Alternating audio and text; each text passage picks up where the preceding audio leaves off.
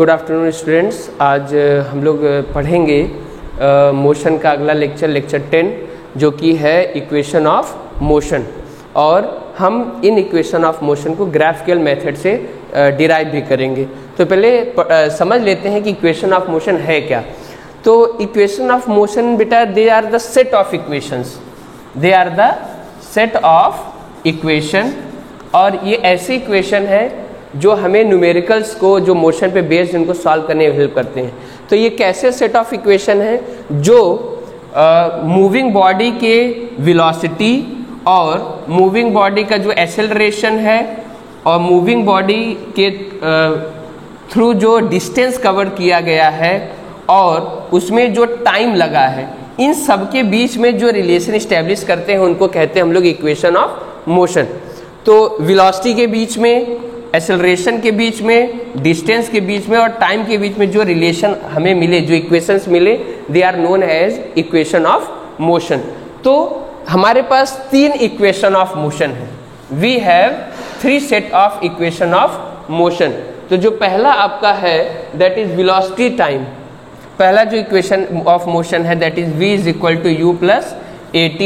Second one is s is equal to ut plus half at square, and third one is v square is equal to u square plus 2as। तो जो पहला equation of motion उसमें v final velocity, u initial velocity, a acceleration, t time, तो इन चारों के बीच में relation show कर रहा है।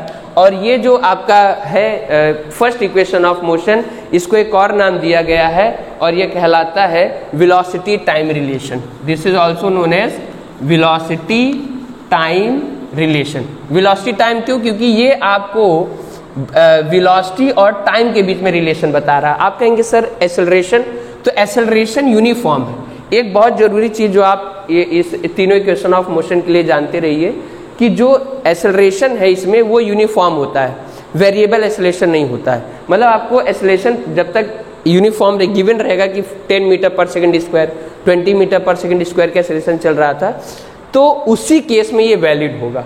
अगर एक्सेलरेशन कांस्टेंट नहीं है तो ऐसे केस में आप ये तीनों इक्वेशन ऑफ मोशन यूज नहीं कर सकते। तो जो फर्स्ट इक्वेशन ऑफ मोशन है वो है वेलोसिटी टाइम रिलेशन। सेकंड क्या है देखिए, पोजीशन और टाइम के बीच में रिलेशन शो कर रहा है। तो सेकंड जो आपका इक्वेशन ऑफ मोशन है वो कहलाता है position time equation of motion. और ये जो आपका है ये वेलोसिटी और पोजीशन के बीच में रिलेशन शो कर रहा है, that is position velocity equation of motion.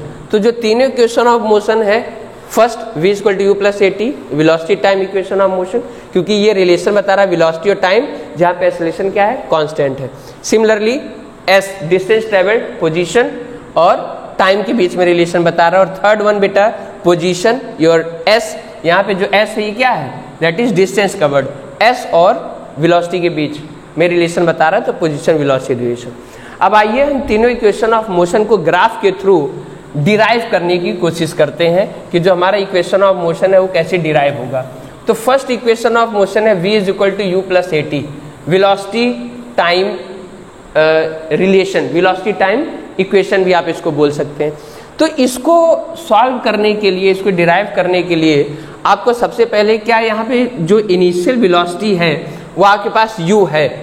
तो जब आप ग्राफ जब भी प्लॉट करेंगे तो उसमें आपके पास एक इनिशियल वेलोसिटी होनी चाहिए। अगर आपका ग्राफ यहाँ से बनता है, ये ग्राफ आपका है किसका, ये वेलोसिटी टाइम ग्राफ, तो आपका ग्राफ जो है वो वेलोसिटी टाइम ग्राफ है। और अगर आपका ग्राफ यहाँ से स्टार्ट होता तो ये ओरिजिन से स्टार्ट होता तो इनिशियल वेलोसिटी 0 हो जाती, लेकिन यहाँ पे आपको इनिशियल वेलोसिटी u वेरिएबल यहाँ पे आपने लिया हुआ है, इसलिए आपको यहाँ पे a, हमने क्या किया, ए पॉइंट ले लिया। मतलब जब हमने ऑब्जेक्ट को देखा तो it was travelling with some initial velocity that was u। अब आपने कितने देर तक उसको ऑब्जर्व किया, आपने t टाइम तक उसको ऑब्जर्व किया।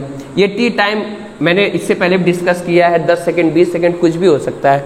तो t टाइम तक जब आपने उसको ऑब्जर्व किया तो वो कहाँ पहुंच गया बेटा, पॉइंट b पर। अब b पॉइंट पर उसकी वेलोसिटी क्या है, वही उसकी फाइनल वेलोसिटी होगी, और let that be v। Final velocity को v, इनिशियल वेलोसिटी को u। कितना टाइम लगा t। अब ये जो ग्राफ है, वेलोसिटी टाइम ग्राफ है, ये आपको ये सारी चीजें बता रहा है।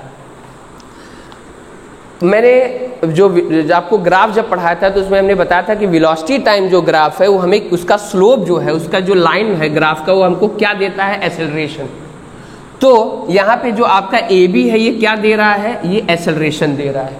तो आप जानते हैं कि एक्सेलरेशन को हम स्मॉल ए से दिखाते हैं, तो एक्सेलरेशन इज इक्वल टू क्या होता है, that is change in velocity.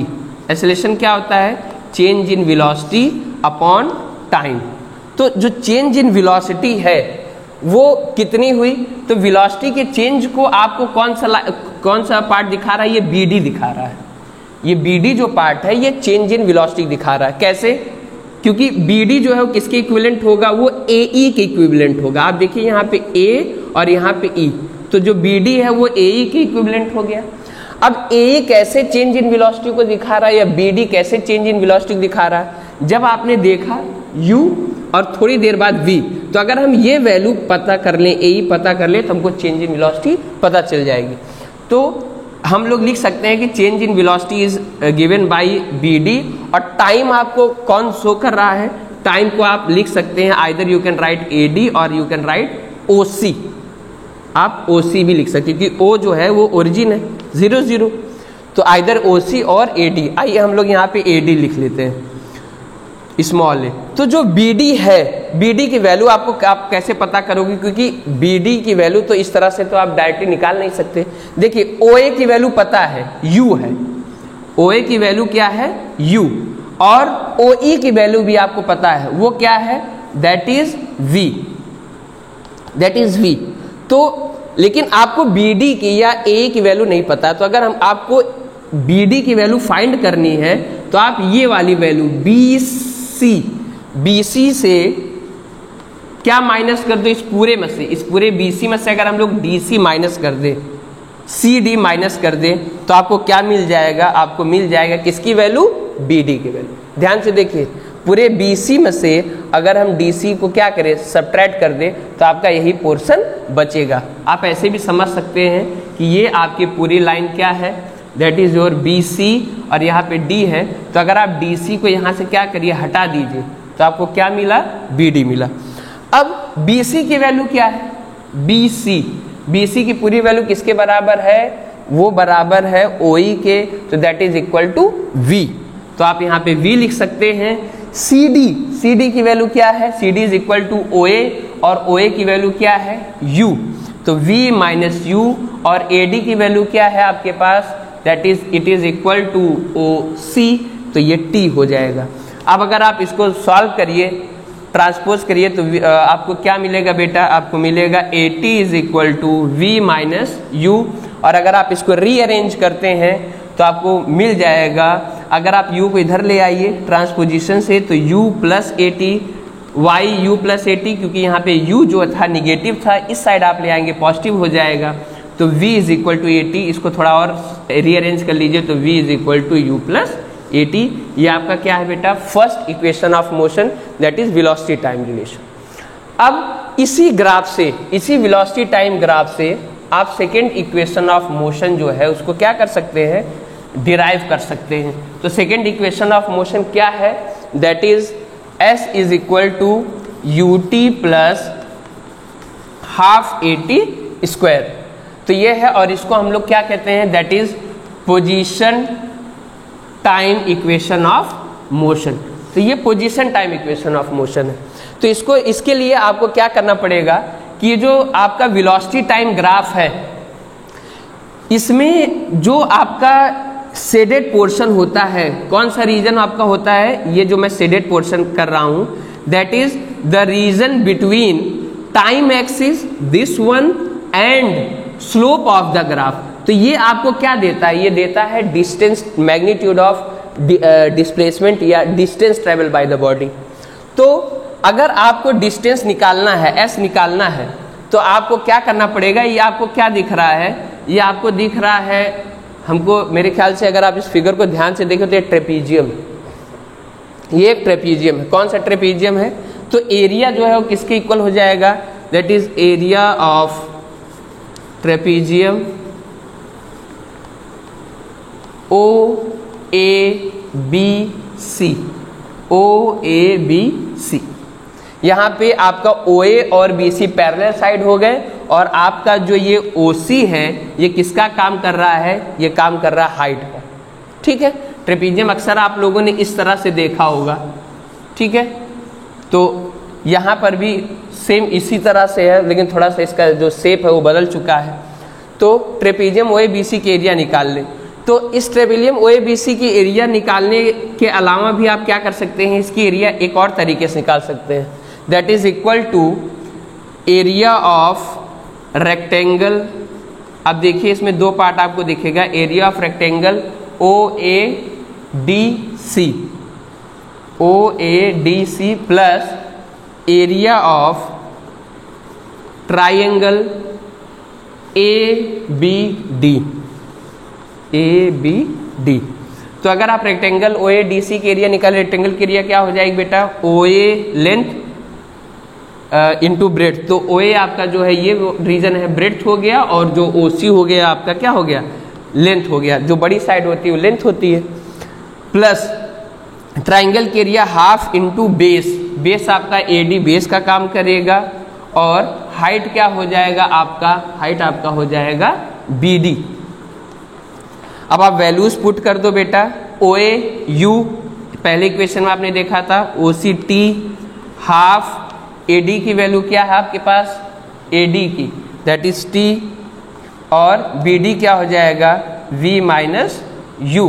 B D की वैल्यू फर्स्ट इक्वेशन में हम लोगों ने निकाला था। अब आप इसको जरा अरेंज करिए, तो U T plus 1/2 into t. अब आप ये बताइए कि फर्स्ट इक्वेशन ऑफ मोशन क्या है, v is equal to u plus a t. अब अगर हम u को इधर ले आए, ट्रांसपोज करें, तो v minus u is equal to a t. तो हम v माइनस यू की जगह क्या लिख सकते हैं बेटा, ए टी लिख सकते हैं। So what we get distance travelled s is equal to U T plus half A T square. देखिए ए टी इंटू टी, तो T into T T square और A T. So we get second equation of motion, s is equal to U T plus half A T square. इसके बाद हम इसी से third equation of motion को भी क्या कर सकते हैं, डिराइव कर सकते हैं। थर्ड इक्वेशन ऑफ मोशन आपका क्या है, थर्ड इक्वेशन ऑफ मोशन है that is v square is equal to u square plus 2as। इसको हम एक और नाम से जानते हैं, position velocity relation, that is position velocity relation. तो अगर आपको third equation of motion solve करना है, इसके लिए आप क्या कर पाओगे, we have area of trapezium O A B C. आप यहीं से इसको सॉल्व कर लीजिए।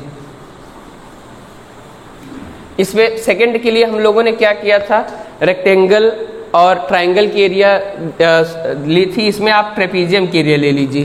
तो ट्रेपीजियम की एरिया आप कैसे फाइंड करोगे, that is sum of parallel side into height. तो पैरेलल साइड्स आपके पास कौन कौन से हैं, मैंने अभी अभी डिस्कस किया था, ओ ए और बी सी। तो ओ ए प्लस बी सी, और हाइट आपका काम कौन करेगा, आपका ओ सी इंटू ओ सी। तो ओ ए की वैल्यू क्या हो जाएगी बेटा आपके पास u, और बी सी की वैल्यू आपकी हो जाएगी v, और ओ सी की वैल्यू आपकी क्या हो जाएगी, दैट इज t। अब यहाँ पे आप देखिए we have s that is distance travelled u plus v into t. अब आपको t को यहाँ पे फिर से रिप्लेस करना है, तो v is equal to u plus a t. आप क्या करिए, ट्रांसपोज करिए, v minus u is equal to a t, and for t आप लिख सकते हैं v minus u upon a. तो आप t की जगह क्या लिख सकते हैं, v माइनस यू अपॉन ए। अब जरा आप इसको सॉल्व करिए, यहाँ पे सॉल्व करेंगे तो आपको क्या मिल जाएगा बेटा, दैट इज 1/2। ये जो एरिया ऑफ ट्रेपीजियम होता है half into sum of parallel side into height होता है। तो u प्लस वी और v minus u. u plus v को आप v प्लस यू लिख सकते हैं और यहाँ पे हो जाएगा v माइनस यू। यहाँ पे देख लेते हैं इसको, आपको दिक्कत होगी। Is equal to we have 1/2 v plus u, v minus u, v square minus u square upon 2a, that is s. So we have 2as is equal to v square minus u square, और we have v square is equal to u square plus 2as, और v square is equal to u square plus 2as। तो आप इस तरह से तीनों equation of motion को क्या कर सकते हैं, डिराइव कर सकते हैं।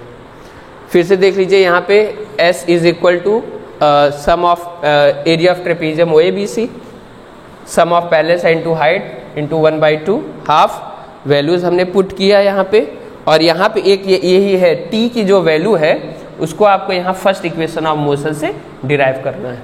तो अब एक लास्ट टॉपिक और बचा हुआ है हमारा, वो है यूनिफॉर्म सर्कुलर मोशन, और उसके बाद ये चैप्टर ओवर हो जाएगा। तो मिलते हैं अगले वीडियो में। Thank you.